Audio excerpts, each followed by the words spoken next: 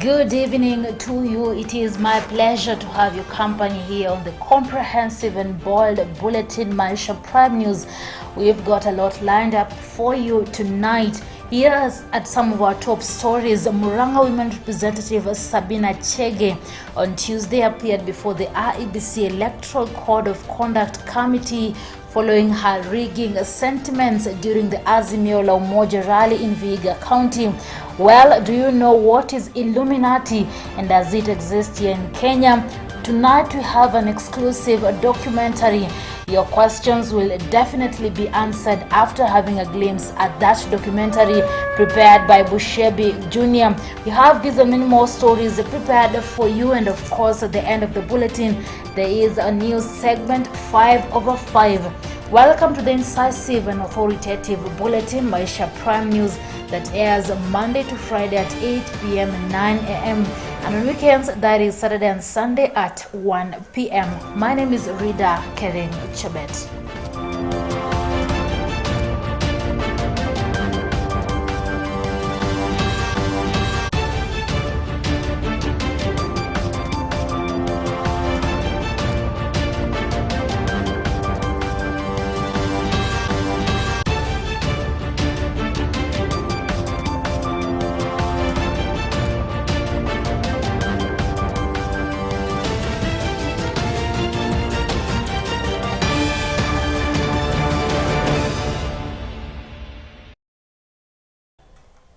Welcome. Murang'a Women Representative Sabina Chege's vote rigging case will proceed to full hearing before the Independent Electoral and Boundaries Commission (IEBC), delivering the ruling at the Commission's headquarters on Tuesday, 15th February 2022.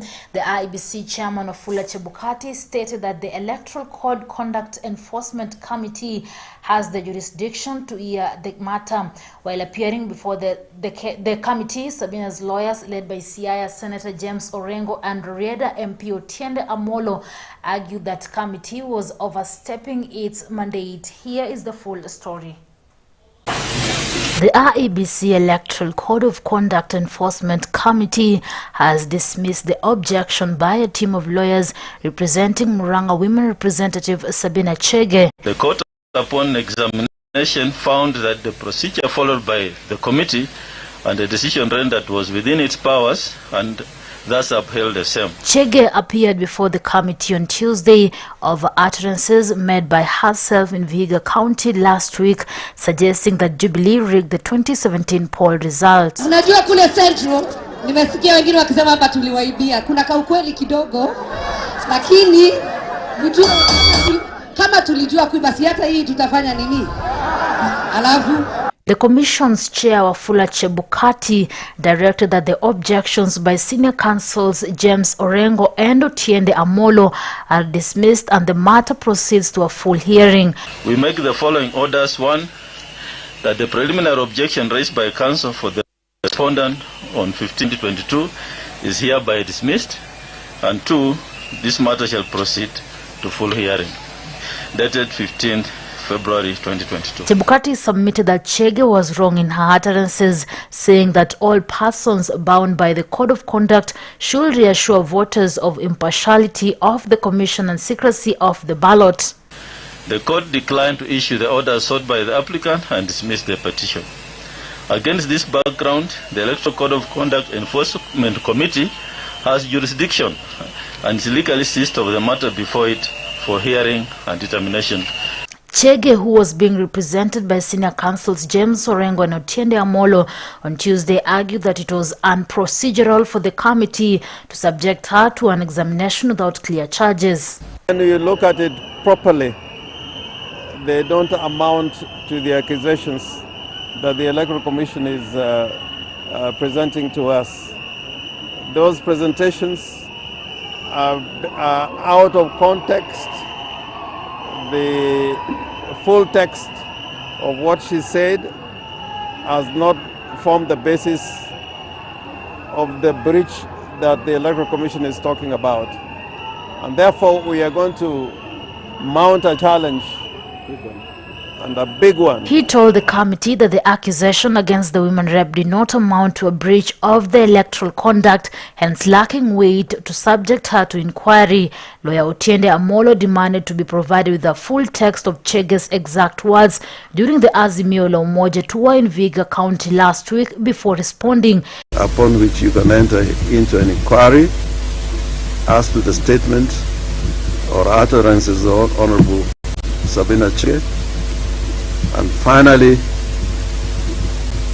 that the Commission will not have jurisdiction on this matter arising out of the many issues that have been brought out by Honorable Otiende Amolo, particularly on account of the manner in which the charges have been framed, and on account of the applicability of the electoral code at this time when the election program. The politician came under fire last week over remarks that seemed to suggest Jubilee rigged the 2017 polls. Watu ya Azimio na watu ya Jubilee ambao waliungana kutoka Mombasa mpaka Kisumu wamesema tumetafuta kura Kenya hii mpaka tumeshindwa kupata kura. Sasa ile hesabu yao saa hii ni kukuja kuiba kura ndio washinde. Chege told a crowd that something happened to Raila Odinga's results in 2017 and that similar scenario could be duplicated in this year's election. But Deputy President William Ruto, during a Kenya Kwanza Alliance rally in Njoro, Nakuru County at the weekend, dismissed the allegations as false. Mambo ya kura ya Jubilee, hakuna kura moja Uhuru Kenyatta aliiba ya mtu. Ninyi mnanielewa? There is not a single vote by Uhuru Kenyatta. Unajua kule Central nimesikia wengine wakisema hapa tuliwaibia. Kuna kaukweli kidogo, lakini mjua kama tulijua kuiba, si hata hii tutafanya nini? Alafu for Maisha Prime, Maisha Television, I'm Rida Kering. And President Uhuru Kenyatta's ruling Jubilee Party has rejected the National Youth Service graft suspect Anne Ngirita as a possible candidate for the Nakuru Women Representative seat. Ngirita has had defection from Deputy President William Ruto's United Democratic Alliance UDA to Jubilee Party. However, Jubilee Party stated that Ngirita must present clearance certificates from the Ethics and Anti-Corruption Commission EACC, the Directorate of Criminal Investigations DCI, and the Kenya Revenue Authority KRA before seeking the party ticket. Ngirita was a key suspect in the NYS scandal of 2015, where the country lost over 1.2 billion shillings to rogue suppliers who were mostly paid for jobs not done. Ngirita told the press that her decision to vie on a Jubilee Party ticket was made after the ODM party leader Raila Amolo Odinga urged members who were defected from the Azimio la Umoja movement to go back to its affiliate parties. Director. Okay. Thank you very much. For the state, you have been here before. And as I told you earlier, today is the day of receiving defectors who are from the other parties. They want to join our Jubilee Party, the party that is led by our President, Uhuru Muigai Kenyatta. And the more we receive them, the more we send them for clearance from the relevant authority. One of them that we have received earlier today is a lady by name Ngirita. He has confirmed to us that she has defected. She has defected from this other party, which is UDA, and she has joined Jubilee. But we have sent her to the EACC and other relevant authority to clear her, to get certificate of clearance from KRA, from the DCI, before she comes into our party. Because it is very important to know that Jubilee is a very clean party, and we don't want to have aspirants who have not been cleared.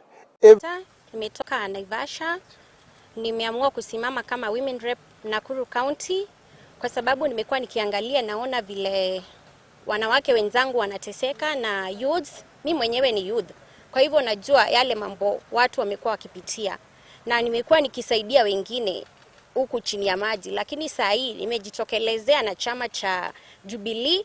Nilikuwa nimepotea out of influence, lakini saa hii nimerudi, niko Jubilee ndani kwa chama cha UDA. Lakini nilitoka mimi mwenyewe.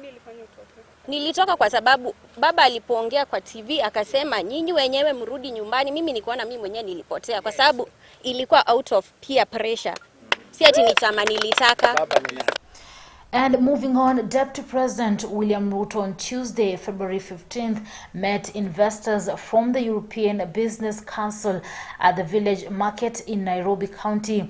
The meeting, dubbed the first meeting the candidates platform, brought together investors from at least 17 countries in Europe.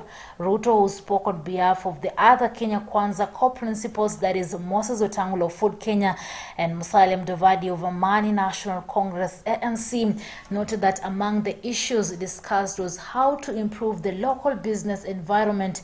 In addition, the country's second-in-command and his team mooted his bottom-up economic model to the investors in line with his vision to uplift Kenya's economy. Economist David Ndii was on the round table to aid the DP in expounding the subject.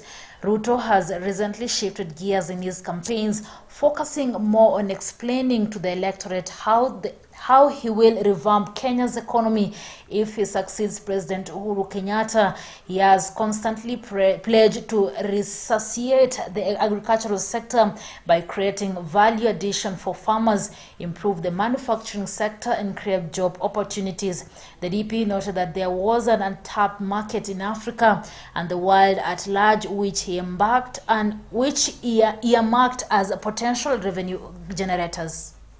Hata jana mimi nasikia watu wengi wanaanza kunipigia makelele ati wanasema ati sijatimiza wajibu wangu kama naibu wa rais wa kikatiba. Mimi nataka niwaeleze, mimi hakuna kazi rais wa Jamhuri ya Kenya amenipatia na sijatimiza. Kila kazi, kila wajibu rais wa Kenya ameniassign, akaniambia William, mimi nataka ufanye hii. He can confirm there is no assignment the President of Kenya has given to me that I have not discharged with distinction. So hawa watu wengine wanajifanya manyapara, wanajaribu kusema sijui Deputy President hajafanya.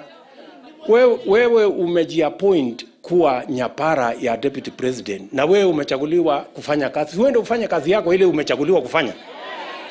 Kazi yako sio kuwa nyapara yangu. Wewe kwenda kazi, ufanye kazi ile wewe umechaguliwa na wananchi, fanya hiyo kazi. Wacha kazi ya kujiwekelea. Mimi najua ile kazi nimepatiwa kikatiba. Rais ambaye ni mkubwa yangu hajalalamika kwamba kuna kazi alinipatia sikufanya. Sasa wewe unalalamika kama nani? Na hiyo maneno unasema ya kwamba sijatimiza wajibu wangu, ulisikia wapi?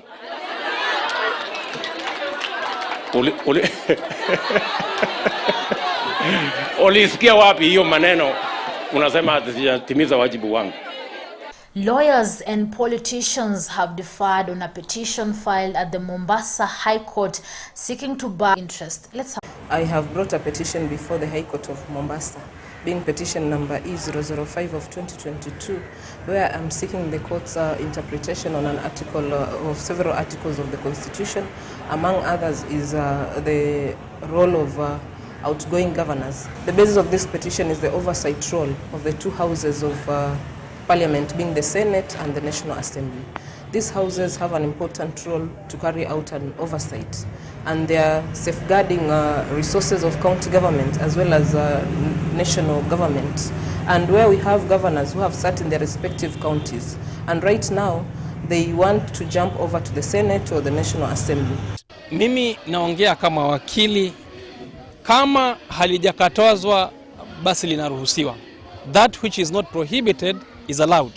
kama halijakatazwa linaruhusiwa. Kwa hivyo kama hatutaki magavana wasimame vyeo vyovyote vingine, twende tubadilishe katiba, twende tubadilishe sheria. Kama sheria haijakataza, basi halijakatazwa. Kwa hivyo mimi nasema ya kwamba ni vizuri tusikie kauli ya mahakama, lakini ninavyofahamu mimi ni kwamba magavana hawajakatazwa kusimama UMCA, kusimama UMP, kusimama useneta, kusimama urais. Whereas probably issues of questionable expenditures will be raised over time. And we have pending Auditor General's reports that have been pending for several years. And we have this governor who wants to now go and sit at the Senate or the National Assembly. It means that their oversight role will not be carried out effectively. Hatujaweka sheria ya conflict of interest hapo. Kusema kwamba kwa sababu ulikuwa gavana huwezi kuja kuwa seneta na hiyo ikawa conflict of interest. Hiyo haijawekwa. Wakati ule inasemekana kwamba mawakili ambao wako katika Senate hawawezi kusimamia magavana, ni jambo ambalo lilikolea katika mandhari ya gumzo hapa nchini wakati rais alipoligusia. Lakini hakuna sheria. So I'm a public spirited individual who have come up to defend the right of the common mwananchi, because all we want is oversight and safeguard of public resources. Gavana kama anaweza kusimama urais, anaweza pia kusimama UMCA. Kwa hivyo kama anaweza kupanda juu, pia ana hiari ya kushuka chini. Kwa hivyo nataka kusema kwamba hakuna sheria inayomkataza gavana kusimama chochote badala ya ule ugavana. And now to matters education. The Ministry of Education has officially cleared the air over the ongoing debate about the placement of the pioneer batch of grade 7 candidates to the junior secondary schools. The principal secretary in the State Department for Implementation of Curriculum Reforms, Professor Fatuma Chege, has maintained that junior secondary schools will be domiciled in existing secondary schools. Junior secondary school will be domiciled in secondary school.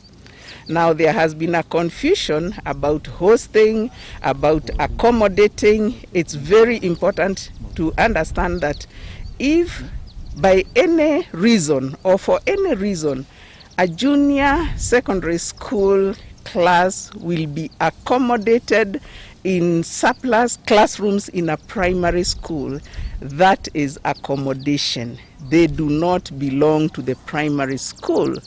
They are domiciled in the subsector of secondary, so they'll have their own administration and their own boards. And if the government so wishes to establish a junior secondary using that excess infrastructure in a primary school, then that will be a wing of junior secondary school, meaning that junior secondary school is still domiciled in secondary. Dr. Joe Muriuki, the first Kenyan to go public about his HIV status and living with the disease for 35 years, has died. The National Empowerment Network of People Living with HIV and AIDS in Kenya confirmed that Dr. Muriuki died on Monday night, that is February 14th. NEPAC stated that Dr. Muriuki was diagnosed with stage 4 colorectal cancer and had been receiving treatment at the Kenyatta National Hospital. Dr. Muriuki shocked the country on September 20th, 1987, when he revealed his HIV status. The doctor who diagnosed him with the disease informed him that he only had about 3 months to live. Well, may his soul rest in peace. And moving on, the Nyahururu police officers on Monday exhumed a body of a 2-year-old girl who was secretly buried in their home after she was allegedly killed by her stepfather. The stepfather, Hudson Nyamwamba Oburi, killed the minor on December 24th, 2020 after hitting her on the head with a blunt object, according to her mother, Rista Onjeri. The remains had been buried in a gunny bag less than 20 meters from the suspect's house, Millicent Makoha reports. A police line at the site where a 2-year-old girl was secretly buried a year ago. Detectives and crime scene analysts digging for the remains as residents watching disbelief and shock. Answers to their question over the mysterious disappearance of the bubbly daughter of the couple were not forthcoming. It was not their business until today. But just how did all this happen? It was on the 24th of December 2020, just about 14 months ago. Another day in the life of Lister Onjeri and this man Hudson Nyamwamba. Lister Onjeri says she had gone to fetch water and washed clothes, and upon returning, her daughter was on the floor almost motionless. Nilienda kufua mtoni, kurudi nikapata mtoto wangu amekufa. Kwenda kuulizia ni nini imemua. Bwanangu akaniambia eti mtoto ameanguka na pikipiki, akaniambia ameangukia kwa tumbo. Onjeri says that her husband warned her not to take the girl to the hospital. Nikamwambia tumchukue hospitali, akasema hapana. Mwenyewe venye niliangalia mtoto hakuwa na shida vile. Akaniambia nirudi nichukue nguo zingine zenye zilikuwa zimebaki kwa mtoni. Kwenda hizo nguo zenye zimebaki mtoni kurudi, hata sikuwa nimefika mtoni. Alinifuata kutoka nyumba akaniambia mtoto aongei. Kufika kwa nyumba nikapata mtoto amekufa. Kwenda kuangalia mtoto wangu nikapata mtoto amechialia. Alinishika mdomo akaniambia nisipige. Mrs. Onjeri told journalists and police that her husband picked up a blanket, wrapped up the body, stashed it in a gunny bag and buried it in a shallow grave in an abandoned field just about 20 meters from their house in Sirale, Laikipia County. It has been a deep secret between 26-year-old Lister Onjeri and 27-year-old Hudson Nyamwamba, but Lister could not keep it any longer. Watu wataniulizia, wataniambia mbona sikusema mapema. Maisha yenye nilikuwa naishi nayo ilikuwa maisha ngumu. Nilikuwa natishiwa maisha. Akiniambia nikifanya makosa tu hivi nikisema ataniua. Nikijaribu kuongea na majirani inaleta vitina. Sasa nilikuwa naomba Mungu ifike hata siku moja at least na mimi nikae lifield kutoka kwa hiyo mziba, at least nitetee mtoto wangu, haki yake justice ifanyike. The area chief says that the matter will not come to light were it not for another family wrangle between the couple, and as they were solving the matter, the wife told law enforcement that the husband has killed their daughter and buried the body secretly. Yeye mwenyewe aliongea, bibi akayalete maneno akasema mimi utanipigia tena mbele ya askari na unipigie nyumbani, nitasema vile uliua mtoto yangu. Kwa hivyo aliposikia hiyo maneno imetokea, it was 25th January 2022, yeye mwenyewe alitoroka hapo mbele ya askari.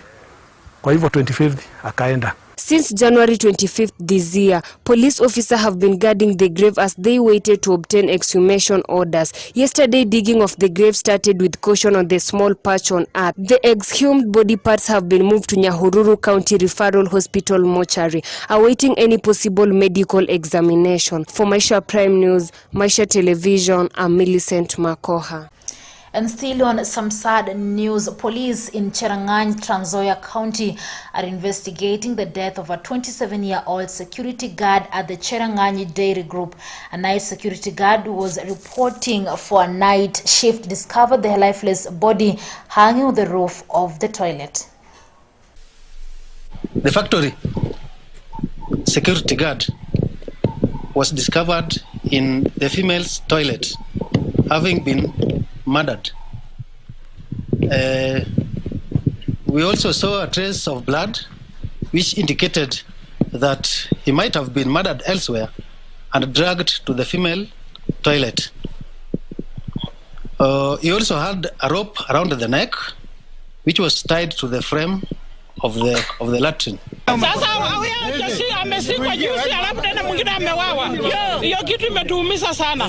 Hatuna usalama kweli. Walinzi hapa Kenya wamekuwa wakiwawa kwa njia ya kiholela, na tungependa wapewe silaha na wawe trained so that uwizi itapungua. And now to some entertaining news. ODM party leader Raila Odinga on Tuesday, 15th February, dropped his first ever music video, a song that is expected to champion his August 9th presidential ambitions. Raila's song is a rendition of the popular Luya song Lelo Ni Leo, composed by Benga star Emmanuel Masindi. In the song, the ODM boss is heard saying Kenya mpya inawezekana, as other band members sing along with Leo Ni Leo chorus. Raila later ushers in the second stanza of the song with a heavy baritone tone before before the other band members join, if the Leo ni Leo hit song is one of the 4 songs the ODM chief is expected to release this year before the August elections.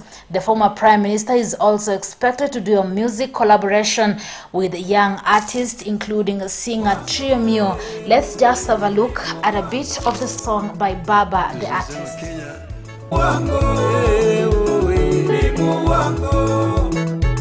Tunasema Kenya mpya inawezekana. Inawezekana. Leo ni leo. Na inawezekana. Inawezekana. Leo ni leo. Kenya mpya inawezekana. Inawezekana. Leo ni leo. Nchi ambayo kuna raha na ustawi. Inawezekana. Na inawezekana. Leo ni leo.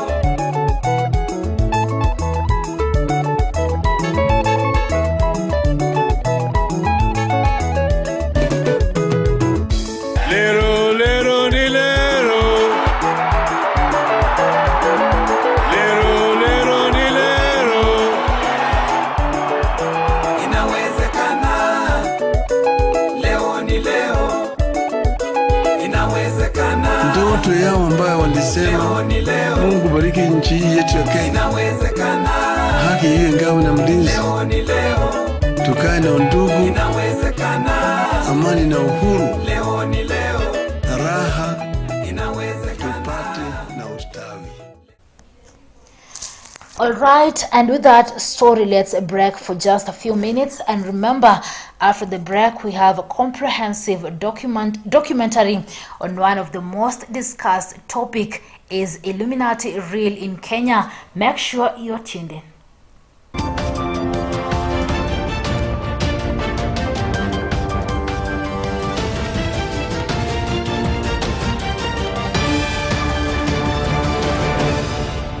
In the course of my state visit to the Republic of Jamaica,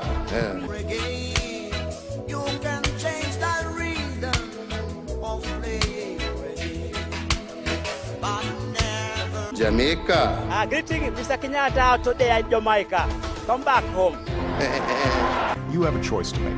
Ndio sisi tunataka hii azimio ambayo itatulete pamoja. Because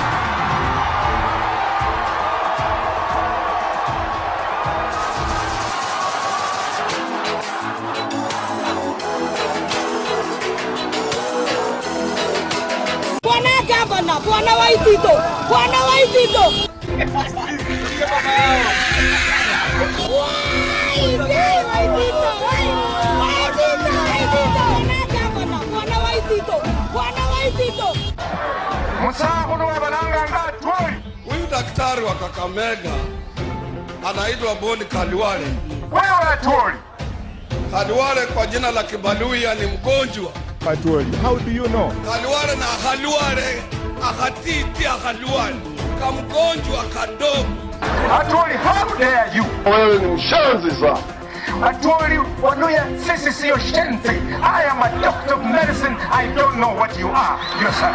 Na hako nilikaombea, nikasema katakufa kaombaji bega. Wewe koma wewe. Najua kule Central nimesikia wengine wakisema hapa tuliwaibia. Kuna kaukweli kidogo. Lakini mjue kama tulijua kuiba si hata hii tutafanya nini? Alafu aliongea akasema kulikuwa na wizi ya kura. Hiyo mimi nataka kuambia William Ruto, hiyo ni ukweli mtupu. Supreme Court ilikuwa imebatilisha, ilitupa nje uchaguzi wa tarehe 8 mwezi wa 8 2017. Sasa nilikuwa kuangalia kama mmechunga vizuri, na ninaona watu wengine wamejawa na makasiriko. Tuambie wachani makasiriko. Wachani makasiriko. William Ruto, heshimu mkubwa yako ambaye ni Rais Uhuru Muigai Kenyatta. Kazi haifanywi juu ya gari. Anybody imagining that they can deny me the credit for the things we did that succeeded in Jubilee are wasting their time. Tumesonga. You plan theory in offices, but you execute practicals in the field, sometimes on top of cars. Unajua mimi leo nimefanya anaingia ICU, anaingia ward, anaingia theater. Bwana gavana, bwana Waitito, bwana Waitito.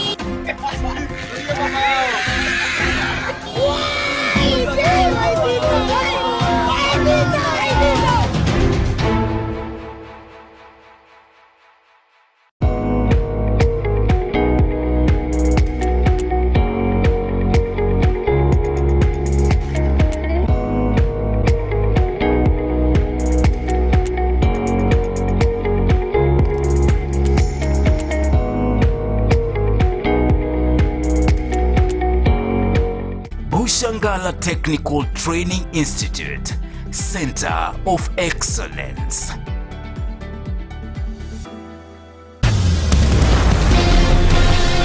Prepare for the beast.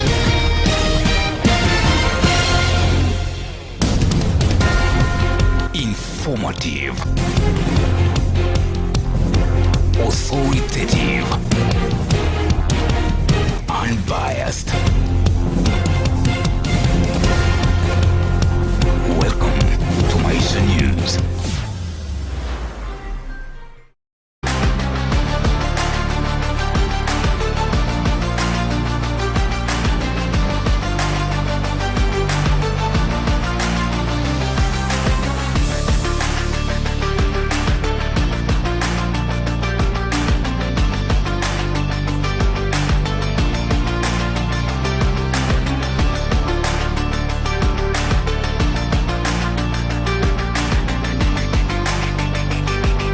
Navaholo Technical and Vocational College, Center of Excellence in Building and Civil Engineering. Now, education is always the key to success. Education is the background. Education should be the foundation. As Maisha TV, we embrace, we honor, and we value education. Education is a way of bringing information, knowledge to our people, and that is the basic importance that we can see education doing. We are here as solid partners to the growth of academics and career building in the nation. It is all here on your fastest growing TV station, Maisha TV, where you choose it, watch it, and love it.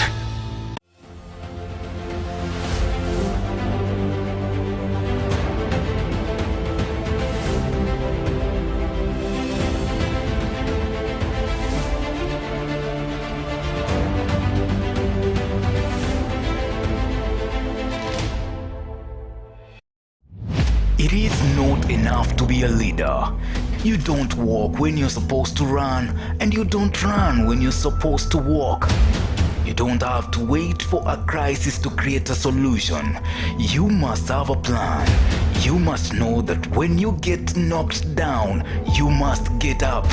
To lead Kenya, you must understand Kenya. No one needs to tell you how hard life is for Kenyans. Hunger, poverty, terrorism, local ethnic and religious conflicts, corruption and bribery, disease outbreaks, and the list goes on.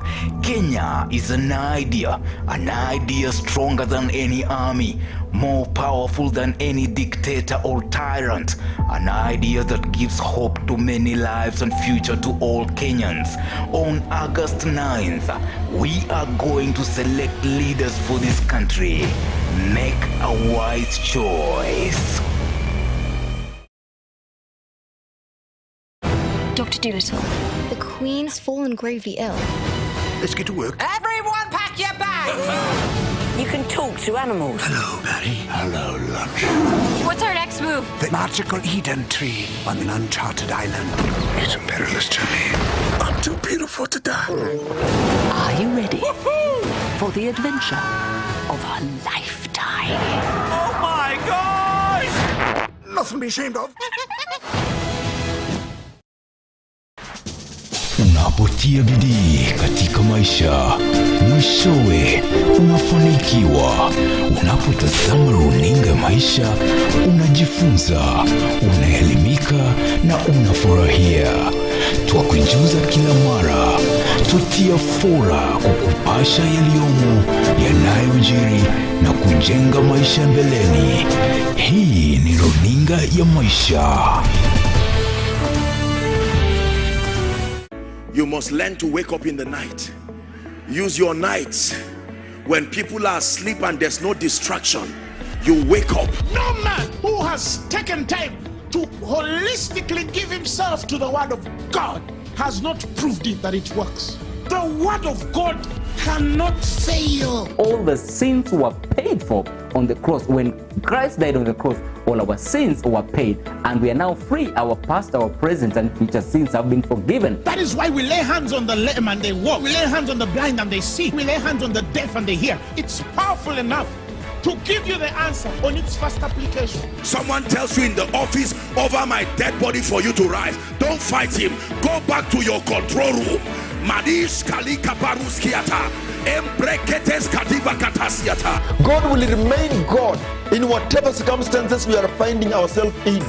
And if we want to get out of the circumstances that make us uncomfortable, then the best and most important thing we need to do is to know how to praise God. You are hearing a report in your job that is not pleasing. Carry your CV and drop it on the ground.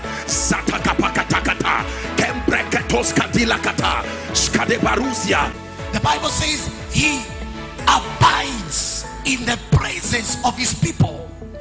When you praise him, then he has to manifest who he is.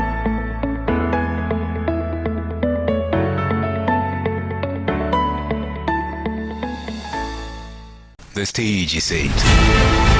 The time is now. Credible news. It is prime news.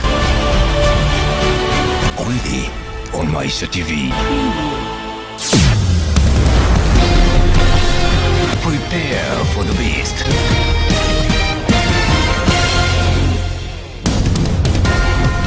Informative. Authoritative. Unbiased. Welcome to Maisha News.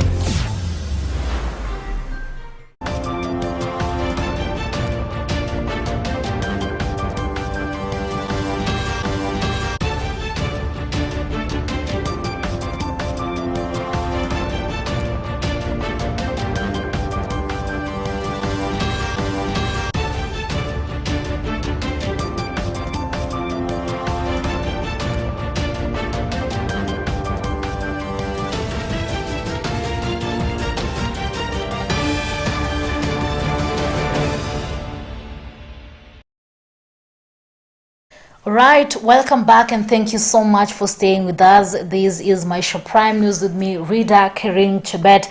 And now moving on, the Illuminati is a name given to several groups, both real and fictitious. Historically, the name usually refers to the Bavarian Illuminati, an Enlightenment era secret society founded on 1st May 1776 in Bavaria, today part of Germany. Bushebidunia prepared a comprehensive documentary on this. Let's have a look. As far as secret organizations go, the most well-known is probably the Illuminati. We got the person with the human head and arrested him. On interrogation, the person confessed to us that there is a businessman in Kampala whom they got connected with through WhatsApp. Through WhatsApp, they chatted, and this man convinced him that he will link him or make him join the Illuminati. Illuminati shit is real and people should stop joking about it. Lakini wapa Kenya wapo ambao pengine wamefanya hivyo. Si ndio? Wako wengi bro. Mimi nilifanyikia nikiwa 24 years. Naambia mambo inaweza kuwa poa kwako in the next 1 or 2 months. Cut the story short, I did whatever I did. Hakuna sacrifice ya mtu yoyote. Kinywa wazi hatujui tuende wapi. Hatujui nani anayeabudu shetani, nani asiabudu shetani. Wewe mwenyewe ndio wajua, wewe kama waabudu Mungu ama waabudu shetani. Lakini ukiniuliza swala la mtu mwingine, itakuwa ni kazi ngumu. The rumored membership list includes nearly every public figure you may think of. This supposedly cabal has been implicated in many unusual world agenda, including New World Order, population control, mind control, and satanism. The secret organization has also been rumored to be pulling strings that make the world go round. So what do we know about the Illuminati? Back in 1776, a secular college professor in Bavaria in Germany was feeling marginalized and segregated by his Jesuit colleagues and decided to start a society to spearhead what he called enlightenment and to spread enlightenment era of ideas across the world. This was an attempt to shift the pro-monarchy known as Catholic supremacy movement into a rational, scientific and somewhat more secular movement. Since the knowledge of this group would have serious consequences for the professor, he gave himself and other members nicknames and disguised the group by formulating secret initiation rituals and symbols. The order of the Illuminati specifically excluded Jews, pagans, women and members of other religions or cults. After some time, the Illuminati, looking forward to expand their membership base, joined forces with the long-standing Freemasons group. The Freemasons were an intricate fraternal organization of laborers, seemingly mysterious for their religious-like use of symbols and ceremonies. After securing their own Freemason lodge, the higher order Illuminati members attempted to recruit from the higher order Freemasons. However, as a newer sect with different allegiances, they commanded less respect than existing groups.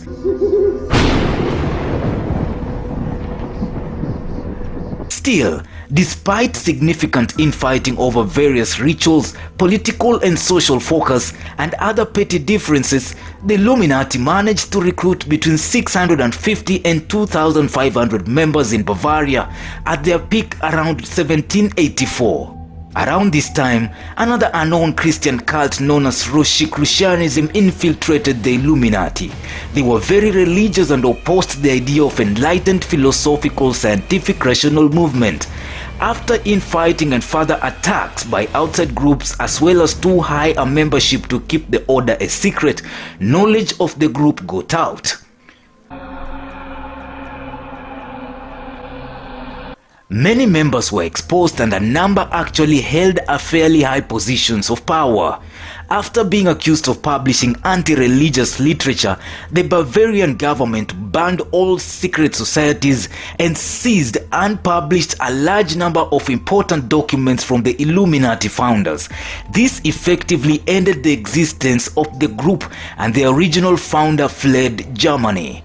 In the few years after the end of Bavarian Illuminati, a number of books were written purporting that not only did the Illuminati still exist in secret, but that they were conspiratorially responsible for many international events, including the French Revolution. These books gained significant popularity, and the ideas therein have survived into modern times. In recent years, the idea of a resurgent or surviving Illuminati order that is in control of world events through underlying iconography and ritualism has been a popular conspiracy theory. In Kenya, many think Illuminati is a fictitious sounding organization comprising a group of powerful world leaders, including influential celebrities in film and the music industry. Illuminati shit is real and people should stop joking about it. Kinywa wazi, hatujui tuende wapi. Hatujui nani anayeabudu shetani, nani asiabudu shetani. Wewe mwenyewe ndio wajua, wewe kama waabudu Mungu ama waabudu shetani. Lakini ukiniuliza swala la mtu mwingine, itakuwa ni kazi ngumu. Some believe the only reason that Illuminati and Freemasons would be in Kenya is due to pursuit of wealth and the power that comes with wealth. After months of investigations, Maisha TV has established that the secret society Illuminati is vibrant in Kenya and is now attracting hundreds of desperate unemployed young people. Young men whom Maisha TV has had contact with have even promised to pay thousands of shillings to join the society, which is believed to offer money and power. But as alleged recruiters of the secret society lure many young people to become members, others who claim to be linked to the organization are involved in a massive scam on social media. It is believed many of those enthusiastic about joining the sect have lost money through the scam. Some young people who love shortcuts in life are willing to give a blood sacrifice of anyone, including family members, and 50,000 shillings as a registration fee to join the Illuminati. We got the person with the human head and arrested him.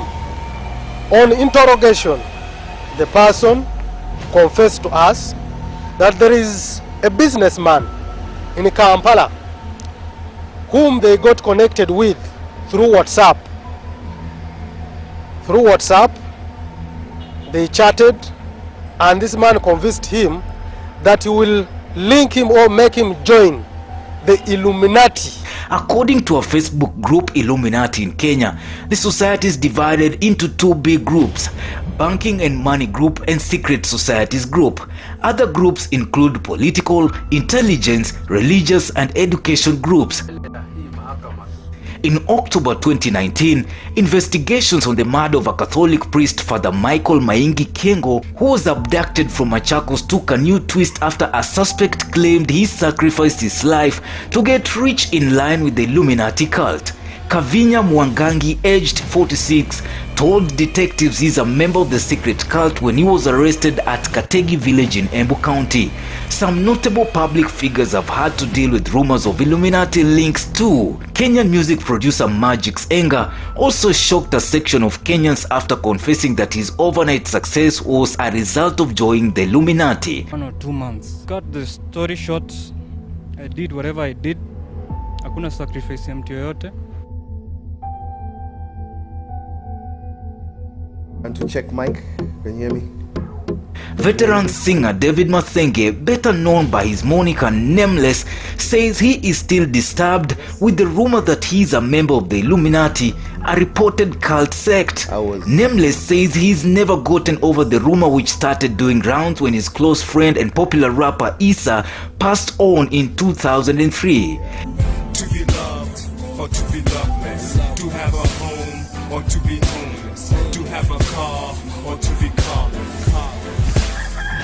Illuminati is linked to Satanism, and many Kenyans have come out to warn people over involvement with the cult. Although the group was banned over 200 years ago in Bavaria, Germany, many believe they still exist, and their mission is to drag as much people as possible into the pit of hell with the lure of money, power, and fame, enshrined in the illusion that the appearance of power is power itself. The target is the young people. For Maisha Prime, Maisha Television, I'm Bushabi Jr. That was deep. Thank you so much, Bushebi Jr., for the enlightenment. Well, moving on, let's have a look at our today's education segment by Millicent Makoha. As a teacher, you know that the children of today are the leaders of tomorrow. A quality education can transform a kid at school into an innovative leader in the workplace and community at large. In order to tackle the challenging environmental, social, and economic issues that are a part of our modern society, we need educated, skilled leaders who are dedicated to critical thinking and creative problem solving.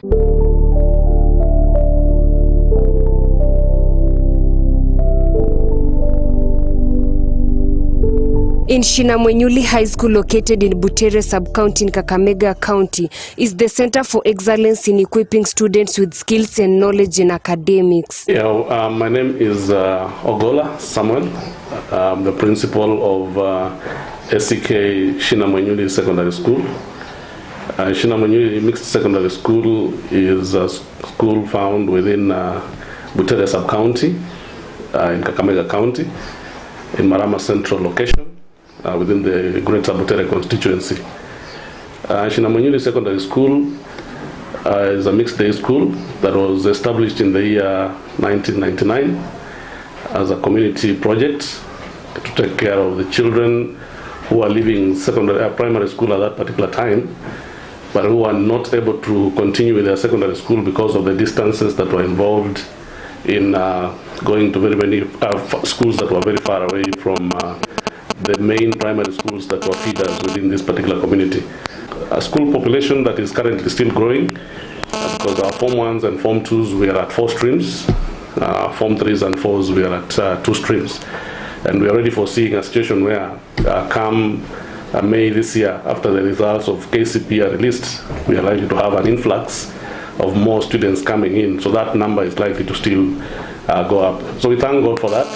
And despite the increase in population, we have also seen the school do well in terms of academics. I remember when I was taking over in the year 2015, the school had a mean score of just 2.43. That has risen over time, because at that time we were position number 28 within Butere sub-county out of the 30 schools. Today we are happy to say that with consistent effort and hard work that our students have put in, Shinamwenyi Secondary School is currently the 5th best school within Butere sub-county, coming after the likes of Butere Girls National School, Butere Boys, Mabole Secondary School, and Glory Value Private School within Butere. Under the leadership of Mr. Samuel Ogola, the school has posted excellent grades in KCC exams since he took the mandate as the school principal. Currently, it's also the best mixed day school within Butere sub-county. And within Kakamega County, we have risen from position 312 in the year 2015 up to position 40 out of about 400 schools that we are currently having within the county. I want to attribute our success especially to discipline, teamwork, and hard work by our students, teachers, and the support that we've been able to receive from our community. The truth of the matter is that without the support of all these groups, it is extremely impossible for you to realize the success that we've been able to realize within the last about 6 or 7 years. We have a dedicated teaching staff. Initially, we were just about 5 TSC teachers in the year 2015. Today, we are talking about 14 TSC teachers, fully employed, plus 1 intern.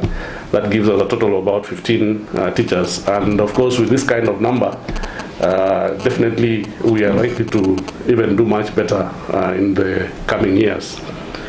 I want to also say that the school has done well, not just in academics, but also in co-curricular activities.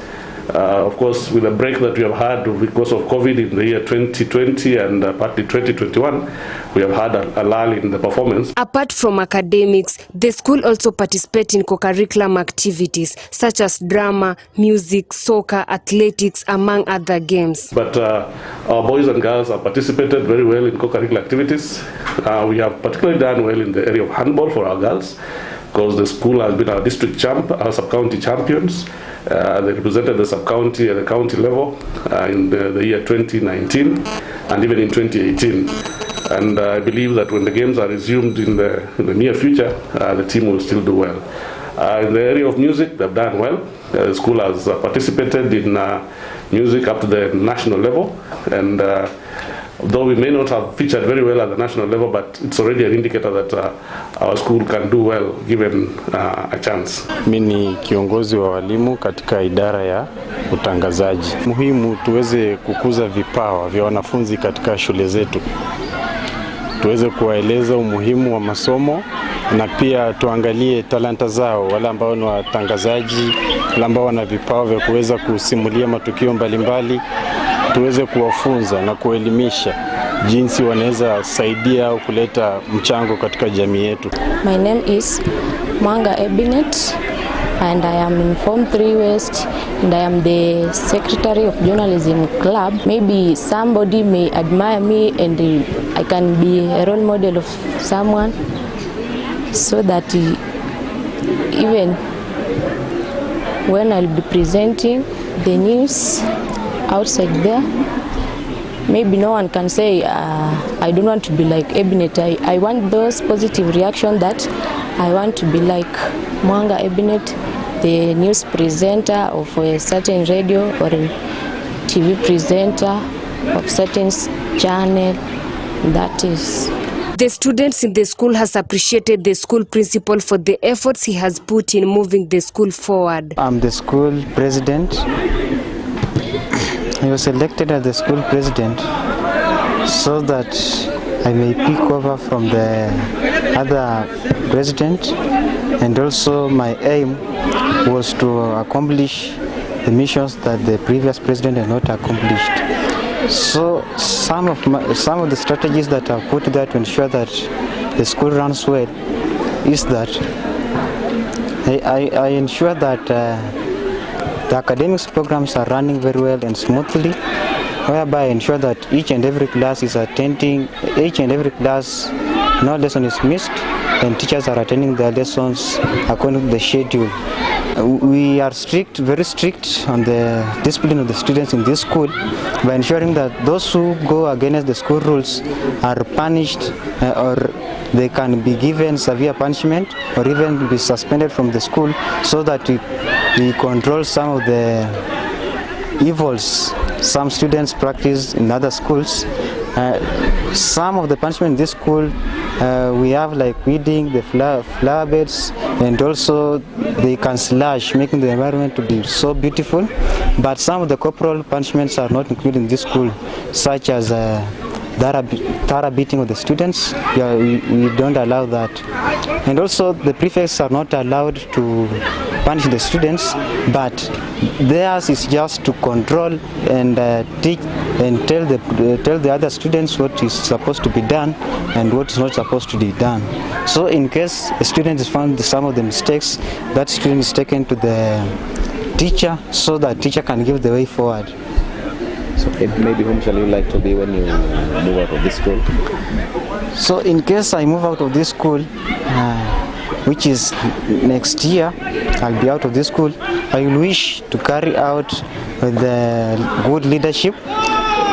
And my aim to be the president is that I wanted to acquire those skills, good leadership skills that I may even practice in my future life, because I know and I have a courage that one day in my future I will be a good leader. Due to high level of discipline, the school academic department has promised good performance in the coming KCSE exams. I'm Mafula George, the Director of Studies of Shiname Secondary School, a teacher of English and literature in English.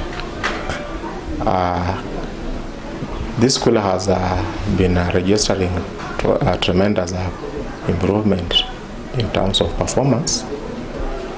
For instance, last year 2020 class, we posted a mean score of 5.67, and of course ensured that we also sent 19 of our students directly to our public universities. This year we project to post even a higher mean of 6.33, and if possible send at least 30 of our 79 candidates to university directly.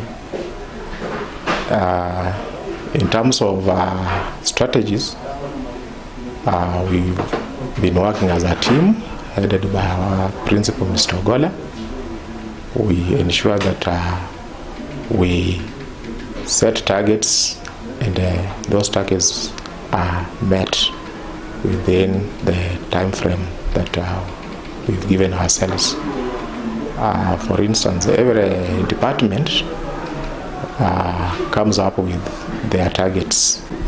We've also been engaging with the other schools within our vicinity and the Bushimu family.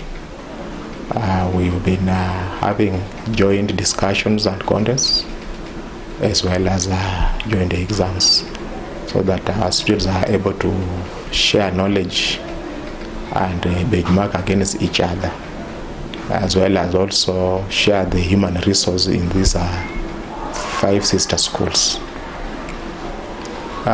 In terms of career choice, we always invite human resource persons here who come to guide our learners on those careers that are available outside there.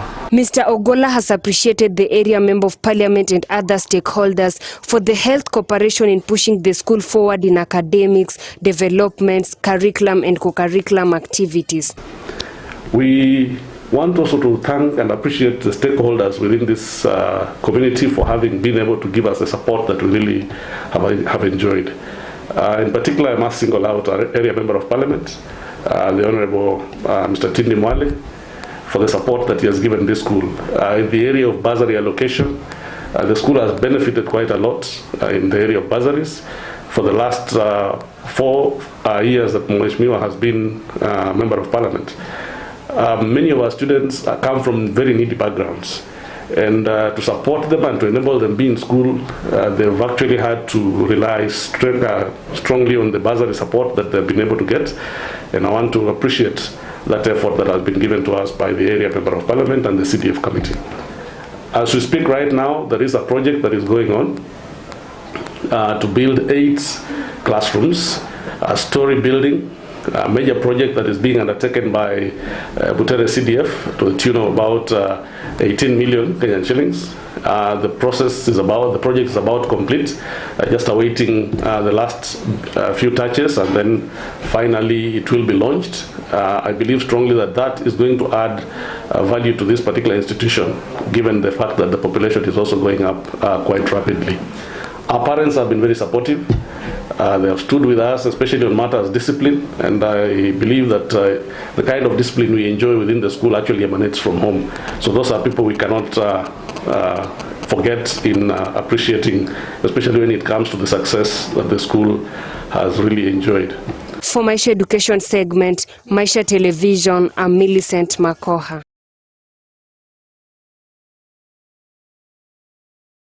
And now let me usher in Brian Gad with our special feature, My Hustle, My Life, My Story.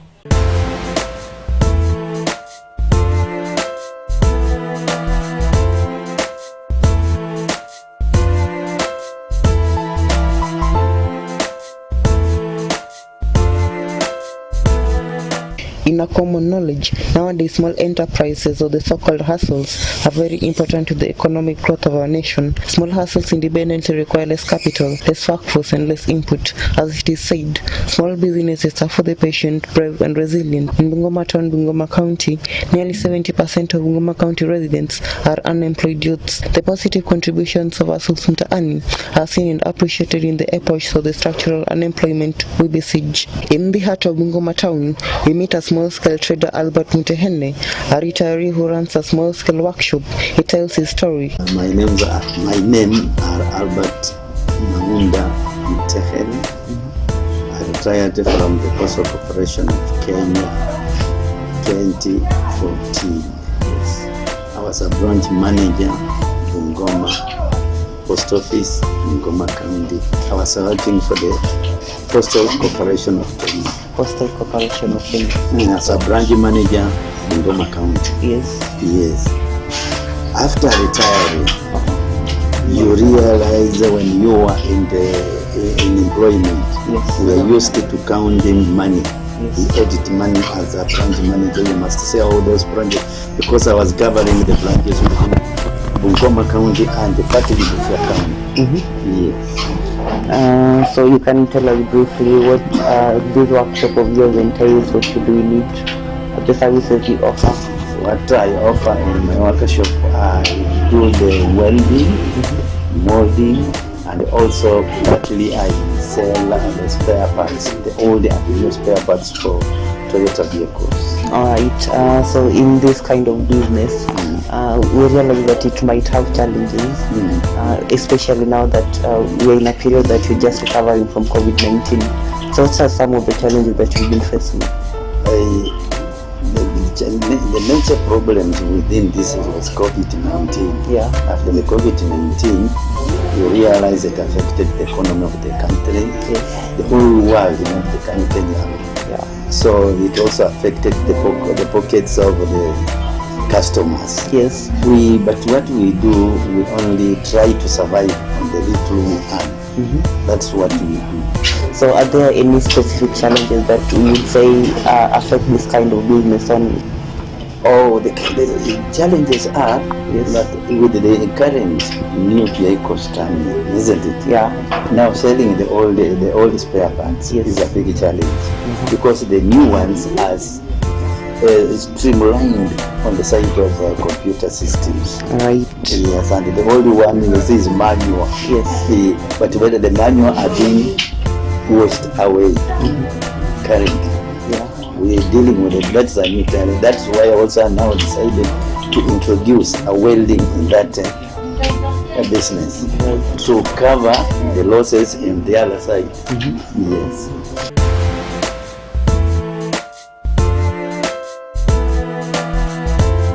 The impact of technology on small businesses has been felt widely, from resources to its usage. To Albert, his also sustainability is a growing mind for a healthy economy to source the daily needs of his family competitively. I'm able to feed my family. I'm able to educate my family. Yes. From these proceeds of the small business. Yeah, and from here, what else would you like to do? I mean, I'm a farmer. Yeah. I deal with the dairy farming. I have about 4 animals. I milk 3 of them. Cows, you mean? Cattle, you rear cattle? Yeah. Oh, that's good. So in this particular venture of yours, where would you like to be in years to come? In years to come, I want now from here, I want it to have a big industry to employ more people, employ the youths. Yes. In the workshop, to do nerve welding, for example, doors and wet windows. We can go to the side and complete everything. And to have a very big company that can do the construction. Yeah, that's my dream. So I believe outside there are guys who are looking for something to do once they retire, and again the young generation who as well do not have things in specific to do, to venture into for sustainability. What advice would you have for them? For any anybody to run a business, discipline is the most important. In any venture you must have discipline, cash discipline, spending. You keep the records on what you are doing. Are you making profit or business? What business you do? If you are doing you are making losses, then there's no need for you to be in business. And what would you say is the worst case scenario? The worst case scenario, the challenge, the worst scenario is that when you buy the new items and they become obsolete, that's a loss. Right. For Maisha TV, I am Brian Onduru.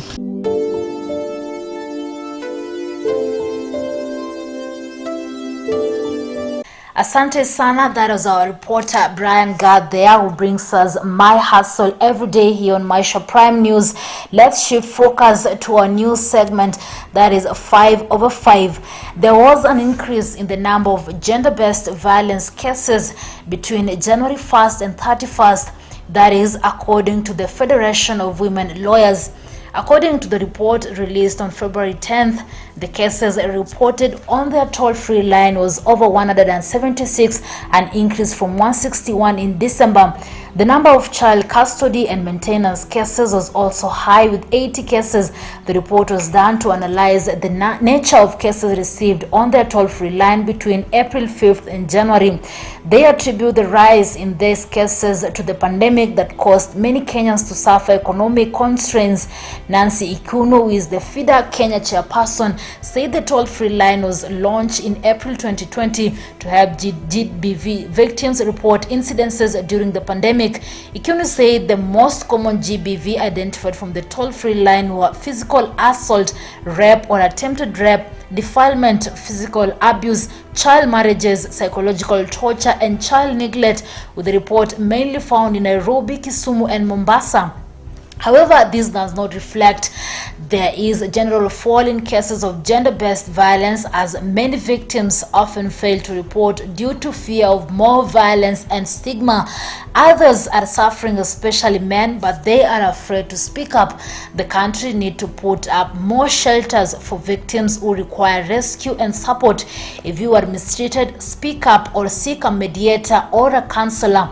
If it persists to an extent that it may lead to tragedy, just walk out. Your life is more important. That was our Prime 5 out of 5 today with me, Rida Kering Chebet, and that marks the end of the comprehensive bulletin Maisha Prime News.